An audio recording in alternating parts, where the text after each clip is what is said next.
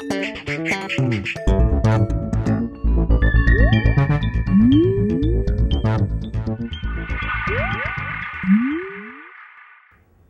everyone and welcome to The Vortex, where lies and falsehoods are trapped and exposed. I'm Michael Voris. Well, the Vortex we did earlier this week on the feminization of the church certainly touched a nerve. It's had over 11,000 views in just 2 days, and that's just on YouTube alone.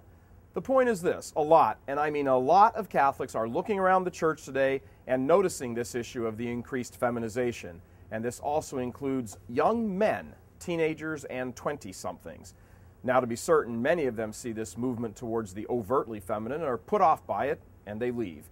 But others, and it is not an insignificant number, these others look around and decide that something needs to be done, and they are doing it. I know, because they send us emails and call us at the studio back in Detroit and come up to me after conferences and say, hey, do you mind a couple minutes here to talk with me?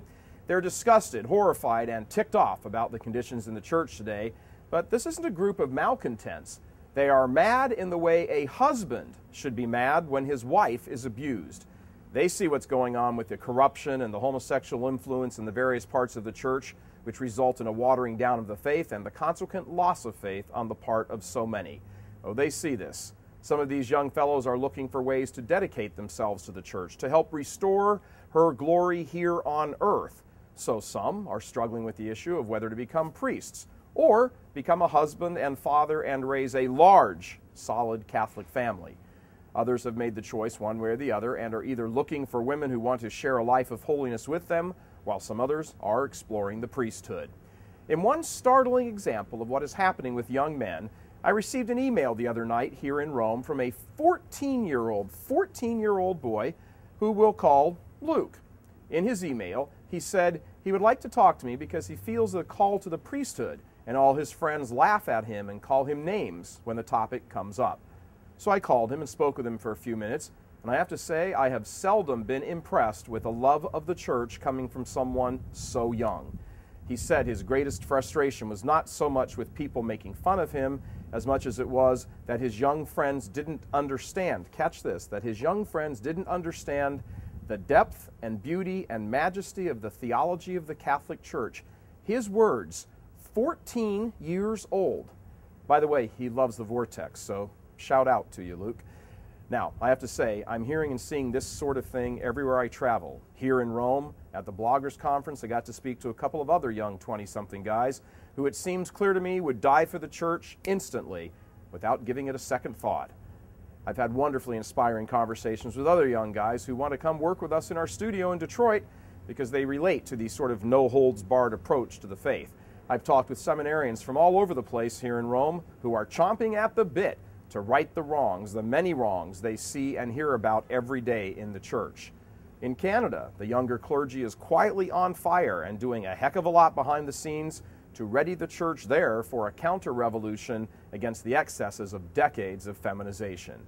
In the United States, in any number of dioceses, the priest councils, which help advise the local bishops about which priest should become pastor at such and such a parish, these guys, the older feminized priests on these councils, are becoming increasingly frustrated as the pool they have to draw from of younger men are more and more militant. The younger men are more and more militant and masculine about the faith than the older guys like.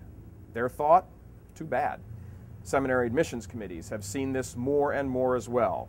When you think about it, who would really want to become a priest today? Really? You get tagged immediately as gay or a child molester or someone who couldn't cut it in the real world, and on and on.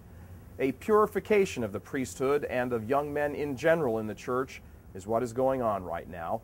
Everything in the culture, and I do mean everything, points to the conclusion that the church is irrelevant, pointless, a dying or dead artifact of history. Then it is certain that young men who are drawn to it come to see it because they see something else other than what the culture says. I see this everywhere I go, and if you're a regular follower of the Vortex, you know that we all go a lot of places here. The biological solution is what they're calling it in quiet whispers around Rome. The biological solution. Let the old 1960s and 70s hippie, feminine, weak-kneed, God is a rainbow and daffodil crowd die off, which they are, and then watch out. Help is on the way, folks. It is definitely on the way. and it is coming from what many people would think would be the most unlikely of quarters in the church. Young men who love the bride of Christ and understand the exact nature of the current situation. Oh, they understand it. Sit around and talk with these guys for just a few minutes, and they get everything.